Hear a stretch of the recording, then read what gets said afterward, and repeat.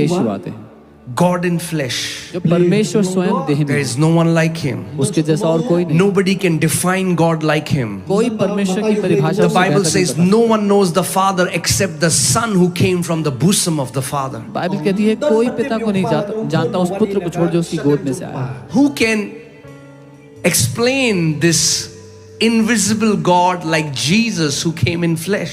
कौन इस अदृश्य परमेश्वर यीशु के बारे में कौन बता सकता है उस अदृश्य परमेश्वर के बारे में? And when he had to give and define who God was, he said, pray like this, not, oh great Jehovah Sidkenu, and he said, pray like this, our Father, Abba, our beloved Daddy. और जब उसने सिखाना था कि प्रार्थना कैसे करनी है तो उसने ये नहीं कहा कि बोलो हे महान यहोवा, उसने कहा नहीं, बोलो हमारे अब्बा, हमारे पापा। Like you call your Papa.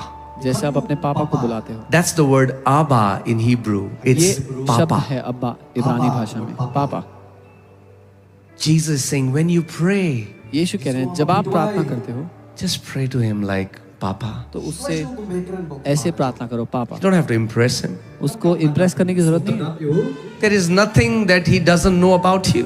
उसको आपके बारे में सब The कुछ Bible पता है, says सब कुछ even the उसकी- thoughts that arise in your heart, before they arise in your heart, God knows them. Bible कहती है जो विचार आपके मन में उठते बैठते हैं, उठने बैठने से पहले से वो उनको जानता है।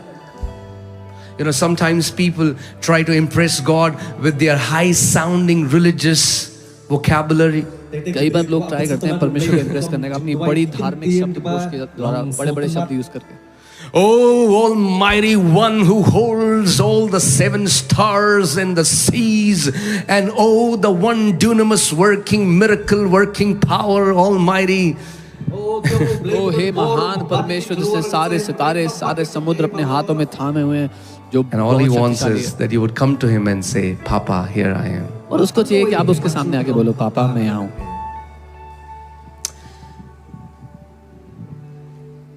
You know, Jesus आपको पता है यीशु told a parable, and I'll teach something from that, and from tomorrow I'm going to teach you about your authority and faith. But before that, the foundation that you have to understand is how much you are loved as a son and as a daughter of God. कल से मैं आपको अधिकार और विश्वास के बारे में सिखाऊंगा, लेकिन उससे पहले आपको ये पता होना चाहिए कि आप कितने प्रेम किए गए बेटे और बेटी हो परमेश्वर के। Imagine a woman